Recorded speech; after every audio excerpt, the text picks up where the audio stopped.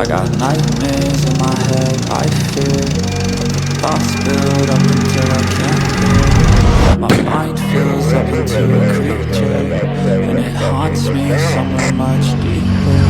I got nightmares in my head, I fear the thoughts build up until I can't hear. That my mind fills up into a creature, and it haunts me somewhere much deeper. Hello and a warm welcome to True Crime Rocket Science, the most authentic voice in true crime. Well, the Karen Read case, very controversial. People are getting very emotional about it as well. And it does seem like the defense, the defendant, Karen Read, has got the lion's share of popular support. And that's one reason why I'm involved in this case. I'm not sure if it would interest me that much otherwise, because I'm really here to push back against what I think is really unreasonable support for Karen Read. What is the case against Karen Read? Well, investigators allegedly found pieces of red plastic that matches the taillight of a vehicle in the snow where O'Keefe's body had been. And so how do you explain that? Well, of course, it was planted. Also, according to the Assistant District Attorney Adam C. Lally, noted earlier this month that O'Keefe was seen leaving the bar holding a cocktail glass. Guess what? Pieces of the cocktail glass were later found embedded in Reed's bumper. You would think that that would be a smoking gun, but obviously that was planted as well. All things like that appear as evidence are dismissed as part of the conspiracy. Also, after discovering O'Keefe's body, Reed allegedly told a paramedic at the scene, "I hit him, I hit him, I hit him." Oh, apparently she didn't say that either. So what is likely to happen in this case? Well, the outcome is likely to hinge on expert testimony, certainly if you believe what is being reported in the Boston Herald. It's possible that the outcome is going to hinge on expert testimony, especially regarding the cell phone data and also O'Keefe's injuries. Now, I don't know what is more ridiculous, to say that the strange, and admittedly the injuries on O'Keefe are somewhat strange, a kind of a gouging. I don't know what is more ridiculous, to say that is caused by a vehicle. You might say that really isn't the thing. But then to say, no, it actually makes more sense that a dog would do that. For me, though, one of the most interesting aspects to this case that come from the defense side is what Karen's own parents have said. And we're going to deal with that in this analysis. Before we get to that, if you haven't subscribed to the channel, please do. If you're interested in if you, let's say, believe Karen Read is innocent, and you're interested in just hearing an alternative view, just some kind of critical analysis that you're not hearing, then this is the channel to follow. If you're enjoying this content, please like, share, leave a comment. You can also hit the thanks button, and let's get started. Now, in the pandemic, it brought John and Karen together in 2019, about 5 years ago. But then 3 years later, by January 2022, their relationship was toxic. We know that.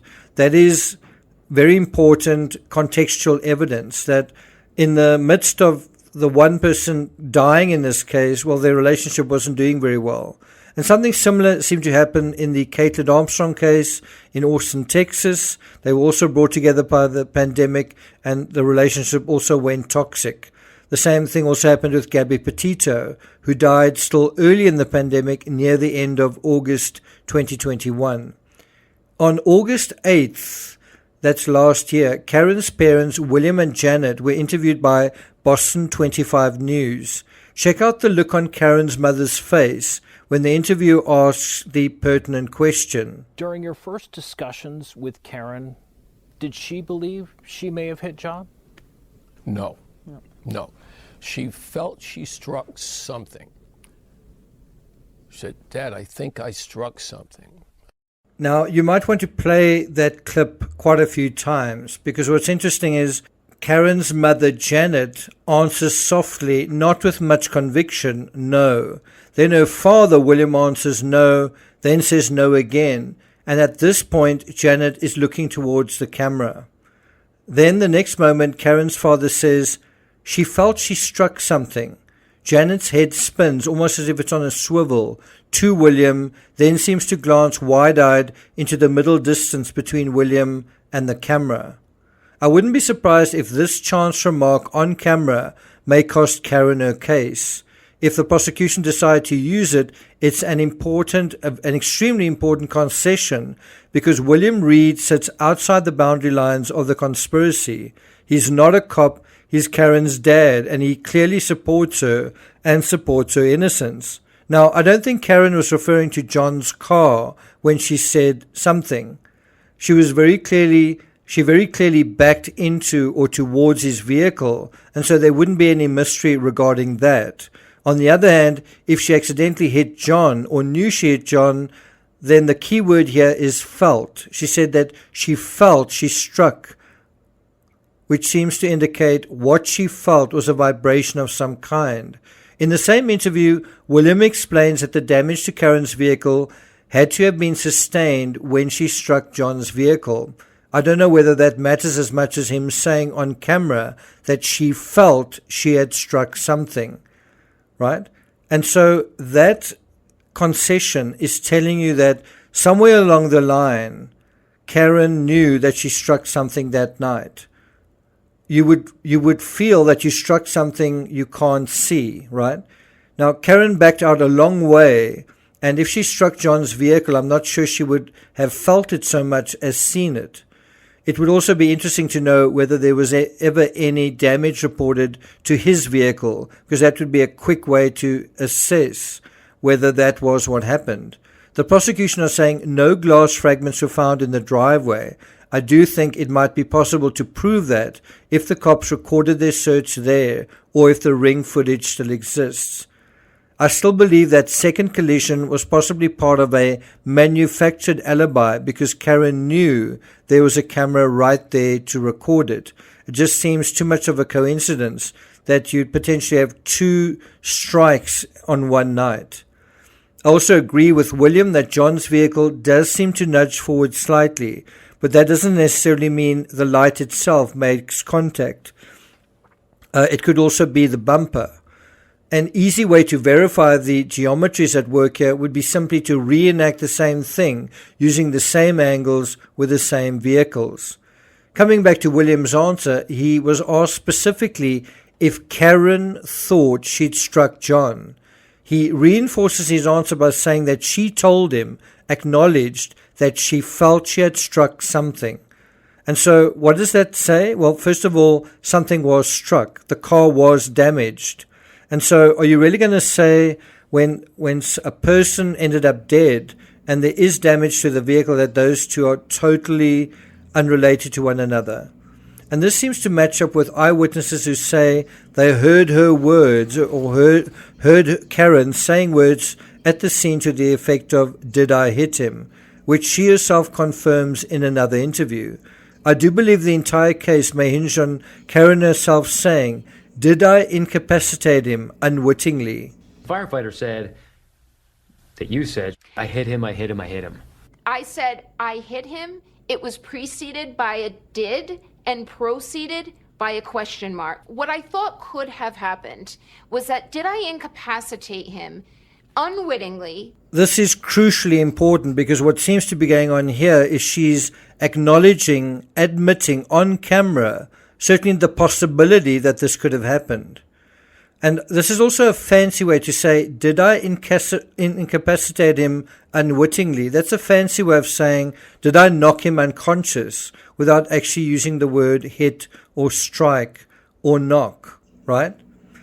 It's also interesting that the word her father remembers her saying is struck, not bump or nudge or brush. If you ask me, the vehicle edging by the other vehicle isn't a strike, and it's also not something you would easily feel. As an 18-year-old driver, when I was in the military, I was parked right beside a pole holding up an outdoor parking roof. It was raining hard, and I decided to pull my car in under the roof. but I'd parked right next to the pole and the wheels were turned at an almost maximum angle. Well, I forgot the wheels were turned, and so when I got into the vehicle, when I thought I was going forward, I was also going to the side, but it was so subtle. When I got out, I saw a dent in the door, no paint removed, and I was able to simply push the dent back out again. The point is, I wouldn't say I struck the pole. Karen, you will notice, is very particular and articulate with her word choices. At one point she says she preceded the words, I hit him, with the word did, and proceeded with a question mark. I can't say I've ever thought of using the word proceed in that way, but you see how specific she is about words, and quite sophisticated words too. So when she says struck and felt, I think she meant struck, not nudged, and felt it enough to suspect that there may have been a serious injury, and there was. If she felt something like that, why didn't she get out and check? If she did strike John, she had at least 2 opportunities to confirm this possibility. When she returned to John's home and got out of her vehicle, interestingly, the ring footage of this moment was deleted.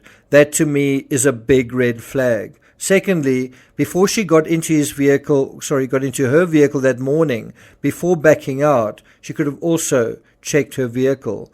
It also supports the prosecution's case that she didn't return to the scene in her own vehicle. Had she done so, one could make the case that the glass fragments fell there accidentally on the return. I think if you're going to suggest someone put them there, planted them there, well, you're going to have to prove that. And you have to prove opportunity and provide a scenario for when that happened. In order for that to happen, someone's got to go to Karen Reed's home, go to the vehicle, get the glass fragments from there, and are you going to see that in the ring footage? Oh, that is also conspiracy. Do you think when William talks about Karen saying that she remembered feeling like she struck something, does it look like Janet is shocked about what is just said on camera? Is that the straw that is going to break the case in this case? I'm not going to take it further than that, but I will obviously be covering the trial.